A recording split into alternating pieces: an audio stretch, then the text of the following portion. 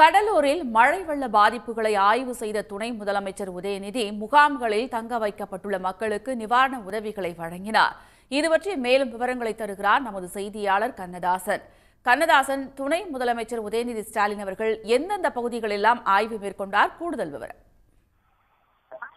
வங்கக்கடலில் உருவான பெஞ்சல் புயல் கரையை கடந்தும் அதன் தாக்கம் குறையாமல் நேற்று பிற்பகல் முதலேயே கடலூர் மாவட்டத்தில் மழை பெய்து வருகிறது.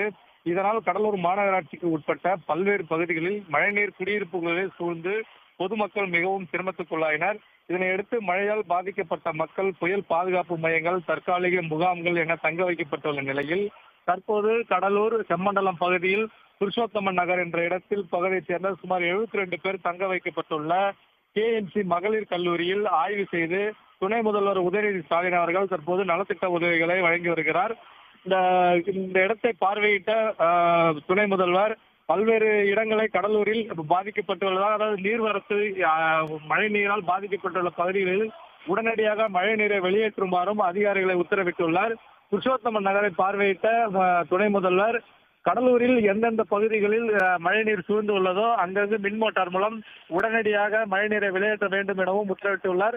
தற்போது சுமார் 72 பயனாளிகளுக்கு மேல் இருக்கும் இந்த நிவாரண முகாமில் அவர்களுக்கு தேவையான அத்தியாவசிய பொருட்கள், அரிசி, பிரெட், காய்கறிகள் உள்ளிட்ட பொருட்களை தற்போது வழங்கி வருகிறார். தற்போது துணை முதல்வருடன் அமைச்சர்களும் சட்டமன்ற உறுப்பினர்களும் மாநகராட்சி மேயரும் இருக்கின்றனர். அவர்களும் அருகில் இருந்து பொதுமக்களுக்கு அனைவருக்கும் தேவையான உதவிகள் செய்து தரப்படும், நீங்கள் எல்லாம் இங்கே பாதுகாப்பாக இருங்கள் என்றும் அறிவுறுத்தி சென்றுள்ளார். விரிவான தகவல்களுக்கு நன்றி கண்ணதாசன். உடனுக்குடன் செய்திகளை தெரிந்து கொள்ள சன் நியூஸ் பெல் ஐகானை கிளிக் பண்ணுங்க.